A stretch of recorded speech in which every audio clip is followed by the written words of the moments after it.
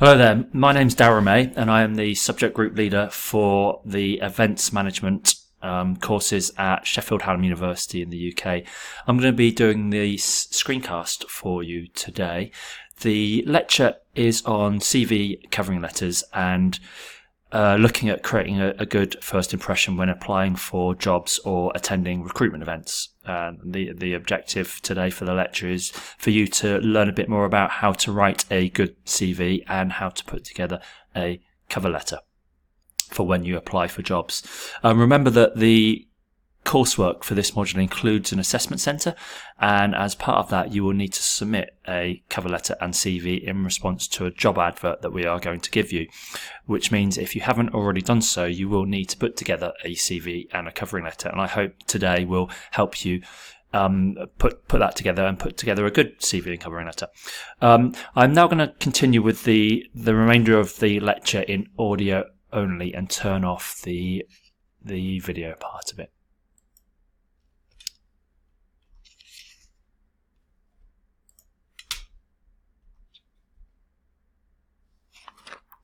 Creating a good first impression has been shown to be a very important factor which will contribute towards your chances of being successful in getting offered a job. Research from Chan and Coleman found that in Hong Kong, employers considered employees with a positive approach, a positive service mind and commitment to the industry as important factors for success. That's in addition to having a degree or a good educational background. A CV is one way that you can demonstrate a good first impression. In the UK, we call we call it a CV or a curriculum vitae. You may call it a resume in Hong Kong, but I'm gonna refer to it as a CV. The word CV, as I've already mentioned, stands for curriculum vitae, and it comes from Latin and roughly translates into a document or a record of your life. In the business world, a CV summarises your employment and relevant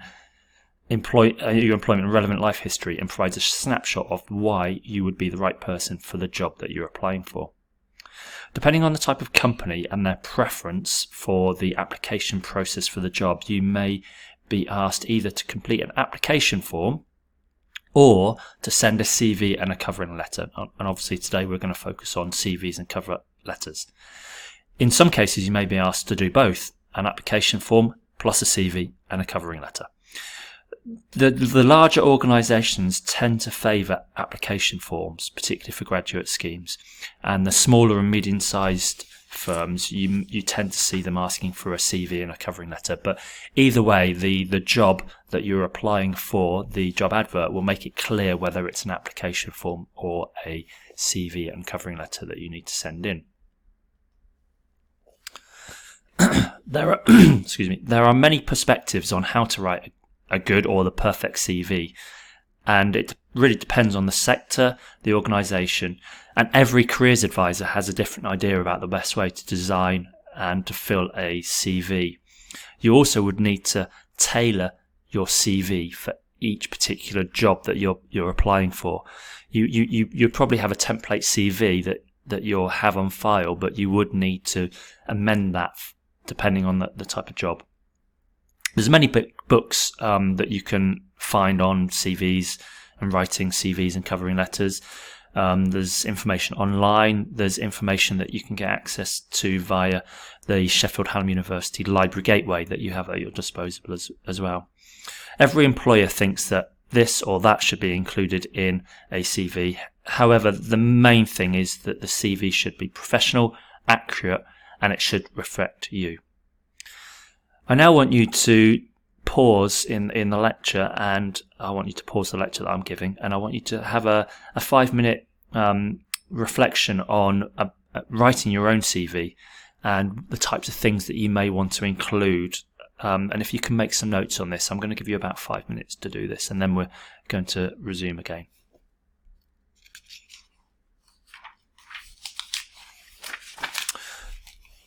Right, hopefully you've spent 5 minutes thinking about the types of things that you would be putting on your CV if you haven't got one already. If you have already got a CV, it's really important to keep it updated. which means that you may have reflected on things that you've done since the last time you've updated your CV, and you can go back and then add those on. Broadly, there's different types of CV, and I've listed these on the screen here. There's a chronological style CV, a skills-based CV, and then kind of the CV that we would tend to see in the UK. In terms of a chronological style CV, this is kind of the most common, and this would list things like your work experience and your education in chronological order, but it's reverse chronological. So you start with the most recent first, and you list all of the relevant information and the skills and the responsibilities relating to that employment, or you list all of the key things that you've done relating to the education. It may contain a smaller section where you outline your key skills and a personal statement, and it would include referees. Another type of CV is a skills-based CV, and that's kind of where you really only focus on the key skills rather than listing in chronological order the employment and the education that you've had. CVs can vary from country to country, and in the UK, some of the characteristics are things like we don't normally ask to see photographs unless it's specifically requested by the employer. We wouldn't normally expect to see things like date of birth, your age, and whether you're married or not. These aren't normally included. And the general rule of thumb is to keep a CV to about 2 sides in length, and it shouldn't be any longer than 2 pages, really. So you kind of really need to, particularly as you go through your career and you add more stuff onto your CV and you've got more work experience, you kind of really do need to summarize and be quite succinct in what you're putting on your CV. As you go through your career, your CV will change as well, which means that things that you may have on your CV at the moment, particular work experience that you did, maybe whilst you were at college, some work experience. As you go through your career, that's no longer as important to list on there, and that might drop off as you get other work experience. My own CV has changed in terms of this. I no longer include any part-time work, part-time jobs that I had when I was at school and college and university. I've only focused on my work experience since graduating from university. When I was younger and applying for my first job, then I included all of that previous that work experience, because that's all I had at the time to draw upon. But now it's no longer relevant because I've got 20 years worth of work experience, and that's what I focus on my CV.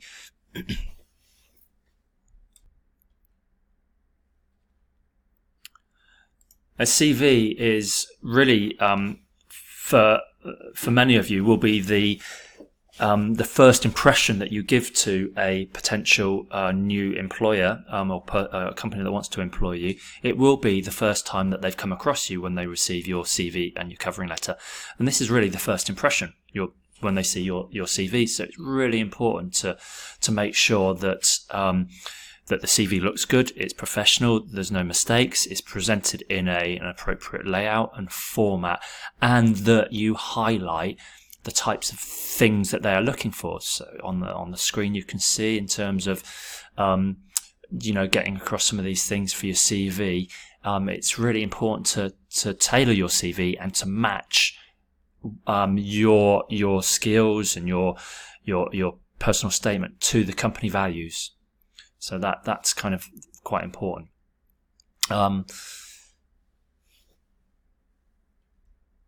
Why is it important to stand out? Well, you're going to be applying for jobs and competing with many other people that will have similar work experience, have studied a similar course to you. So it's really important to make sure that you get the CV correct, so that you stand out. Some of the things that you may want to focus on that employers, we know employers are looking at, I've listed on the screen there. Stuff to do with employability skills, self-management, teamwork, communication, problem solving, customer awareness and service, IT numeracy. You can put all of this across in your CV and your covering letters, and that's the first point at which you can start to promote some of this. It's not good enough to say that you are good at teamwork or you are good at communicating. You need to provide examples, back that up with some of the relevant work experience or the education. So if you're saying you're good at teamwork, demonstrate that when you're listing some of the work experience that you have, and refer to that you had to work in teams collectively to solve problems or to deliver a service in some way. So you provide examples of some of these employability skills through your CV. Don't forget that employers aren't necessarily looking for you to demonstrate everything on your CV and covering letter. This is only one part of the recruitment process. If you are lucky in being selected, then you're highly likely to be invited to an interview or an assessment centre. And we're using an assessment centre to as part of the coursework and the assignment for this module.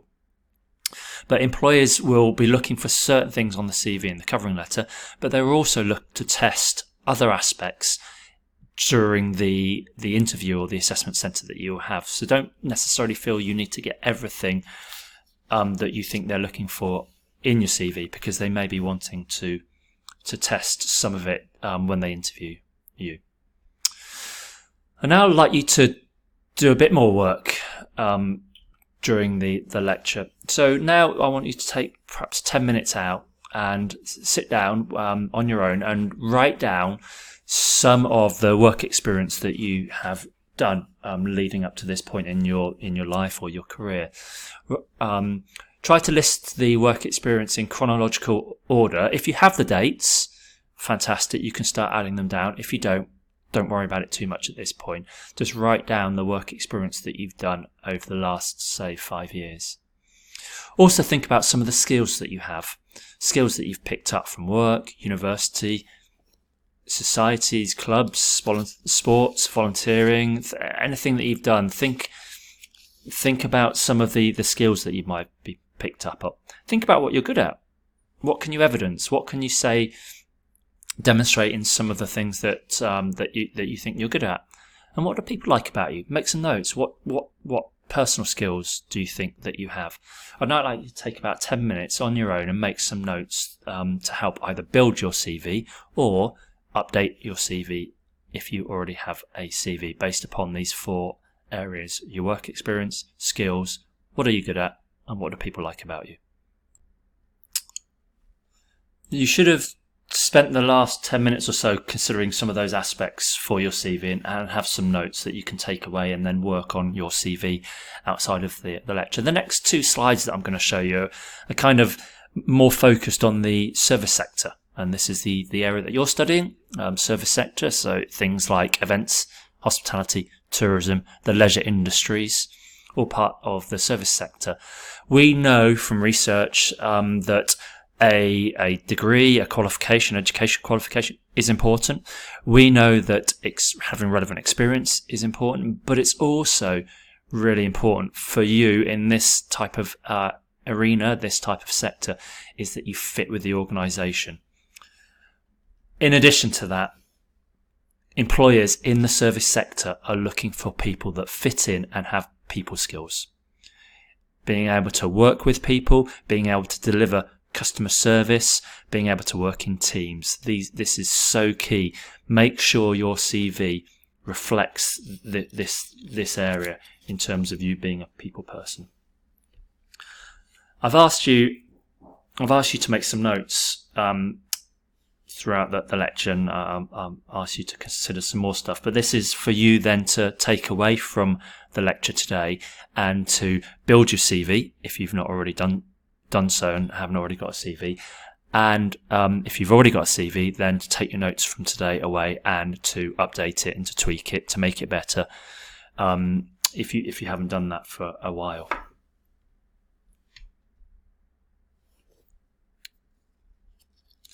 This next slide here may help in terms of identifying some of these skills and thinking about some of the skills that you have and some of the skills and characteristics and competencies that you may want to add onto your CV. You can see them listed on there. I might pick out a couple for you now, but you can see some of the ones that are highlighted in red that you may want to bring on there. And I've already put onto your CV. I've already mentioned that.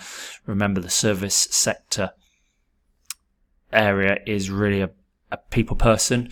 So things like team working, supporting others, listening, telephone skills, customer service, responding positively to changing situations, persuading and influencing, delegating, negotiating.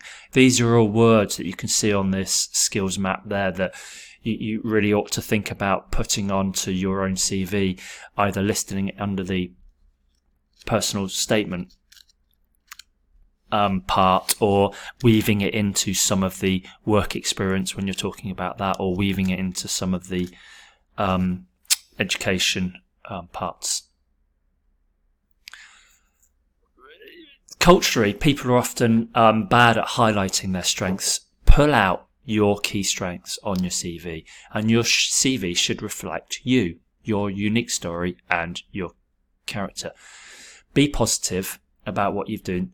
There may be weaknesses in there. You try to minimize those and focus on your strengths. What you should not do, you must not do, is exaggerate or to lie. This is really unacceptable for a CV. It needs to be accurate, true, and it needs to reflect you. Do not put any false information on your CV. Remember that in many cases, an employer, if they're off to offer you a job, will go out and then get a referee and ask that referee to provide a reference for you. And part of the reference may be to corroborate some of the stuff that you've put on your CV. So please do not falsify anything on there.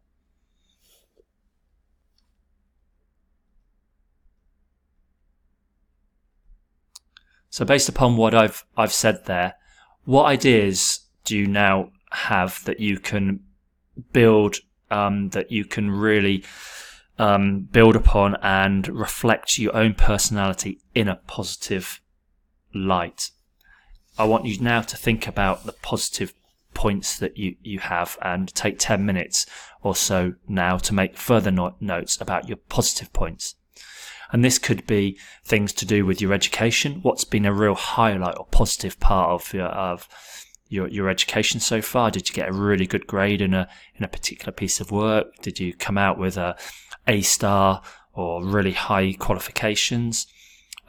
What's been some of the things that you've been most proud of in terms of work experience? What are the real positive things that you've done? And think of examples where you've really made a difference, you've really achieved something, you've really been successful at work.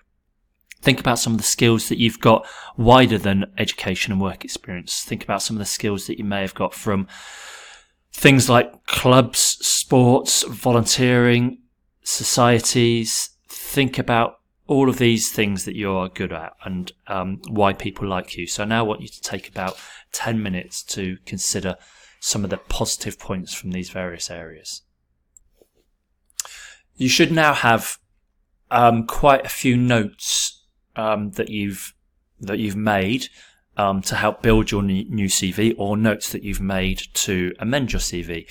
We're now going to go on to actually putting that together and putting it into a format. As I mentioned earlier, there's many different ways to present a CV. There's not necessarily a right or one absolute perfect way to do it. What I suggest is that you have a look at some examples on the internet. You have a look at some examples in some of the study skills textbooks. You have a look at some of the support that you can get via the Library Gateway, and have a look at other CVs and how they're presented.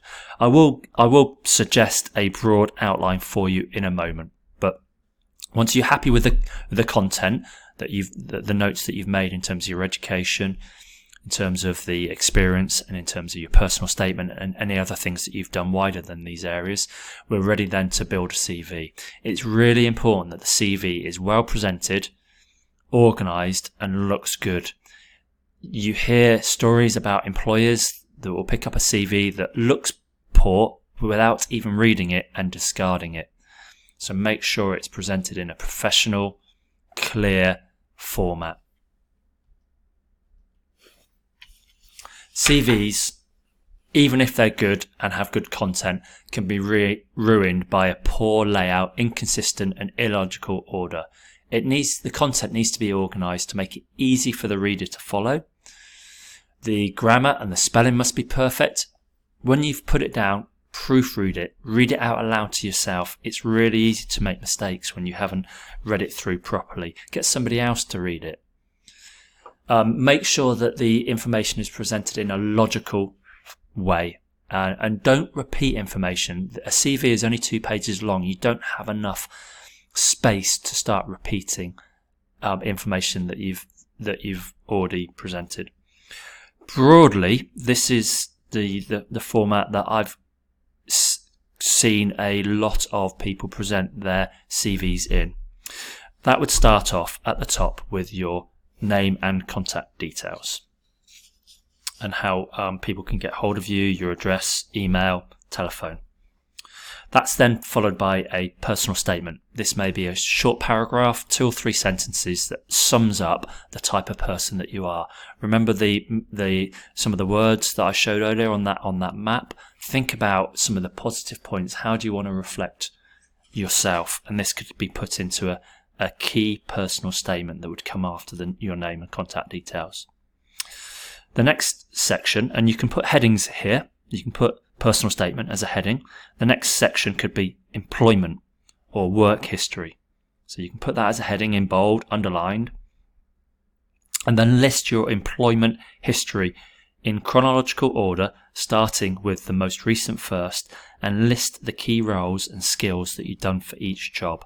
Also list the dates that you worked from until for that job. The most recent and the current one should be listed at the top, and here you can write the date that you started and then to, and then put present to show that you're still working there if you're still in employment there. Once you've listed your employment history, a lot of the CVs I've seen have then listed the education history. Again, put that heading, education history, and then list in chronological order, starting with the most recent first, the courses and the education that you've done going back to high school. List your grades and the qualifications for the different subjects that you've already achieved, right up to the most recent, and that would include your current course. What you could do for your current course is show the date that you started, the date that you're due to finish, and list not necessarily all of the modules, but you could list some of the key modules that you are currently studying, or if you've already completed some, list some of the key modules that you've finished with the grades, particularly if you've got a good grade in that area.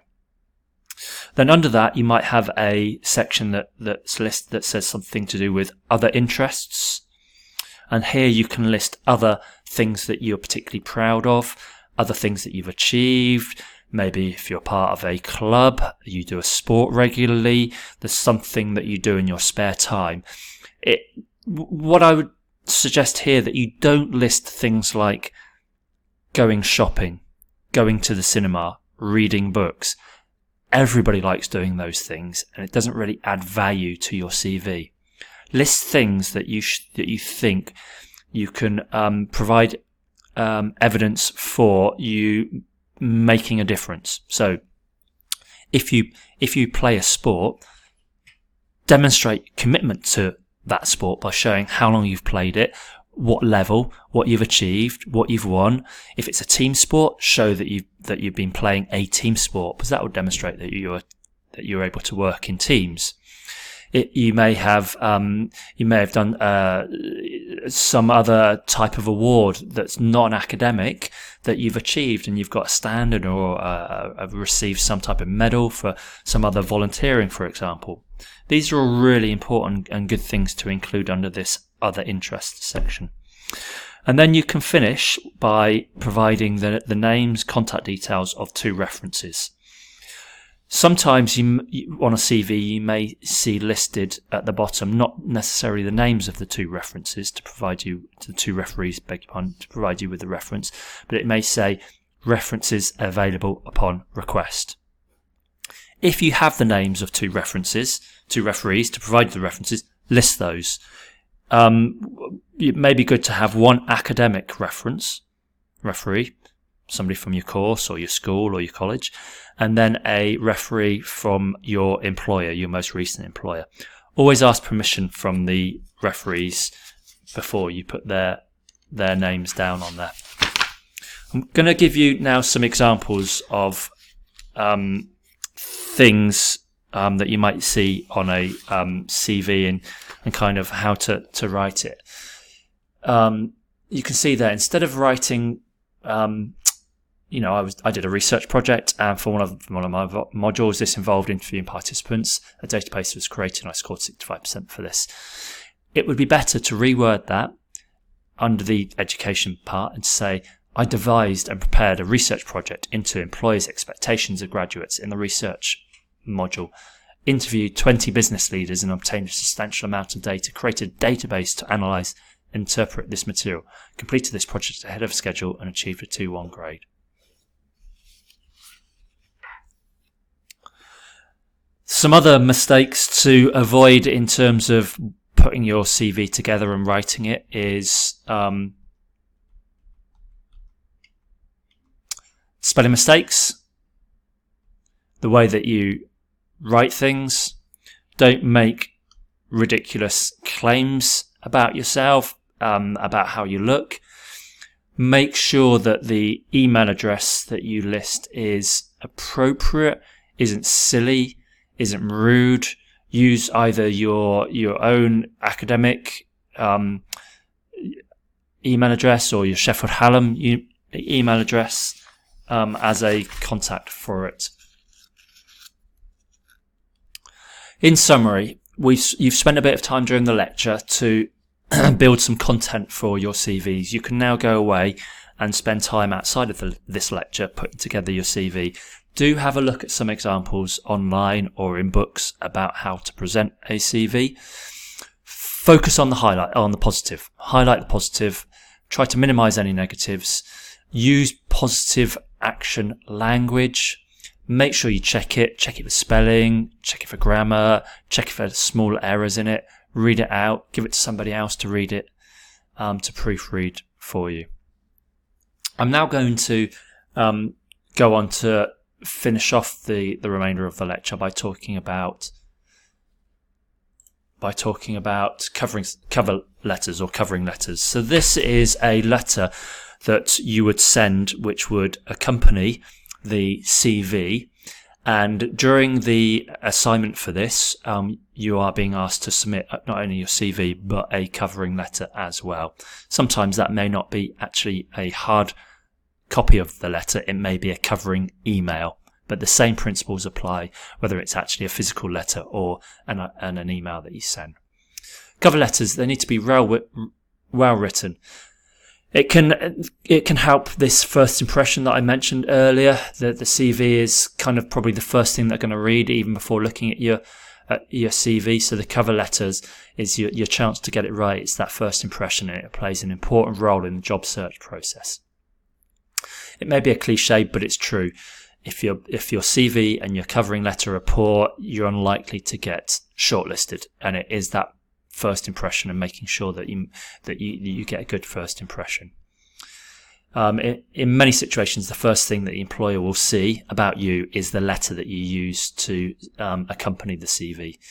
Picture a busy manager having hundreds, thousands of CVs coming on their desk and having to juggle meetings, phone calls, and other responsibilities. And if there's a poor, if your CV or covering letter is poor, it's going to be, a real quick decision for them not to read any further and offer you a interview.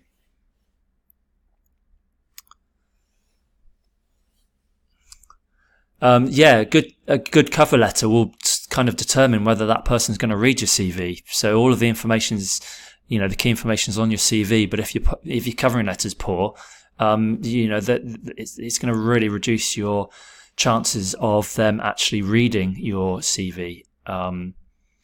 And it may not be only the manager that reads it, but there's other possible readers, including clerical staff, supervisors, executive managers, members of departments where job openings occur, consultants assisting in the hiring process. So to enhance your chances of landing any job, you must be able to communicate with each of these audiences. In writing for them, you'll want to make sure every letter has certain basic features. And what are these features? What are the core competencies and standards? It should be clear and understandable. It should be laid out, particularly if it's a letter, in a letter format. So it needs your address, it needs the address of the recipient. It should focus on the particular job that you're interested in. It should look smart. Again, it should have no mistakes in it. The suggested format for the letter is maybe 3 or 4 paragraphs with 1 or 2 about the company and why you're applying, and then maybe 1 or 2 paragraphs about yourself and how you fit in to the job role. I've provided you with an example there on the screen of a cover letter that you can see there. And that's it for the lecture. You will be having spending more time in the seminars looking at CVs and covering letters with your tutor, but please do use the notes and take the notes from today that you've spent during this lecture, and use that content and start to either build your CV or to enhance and amend your current CV if you already have one. Thank you.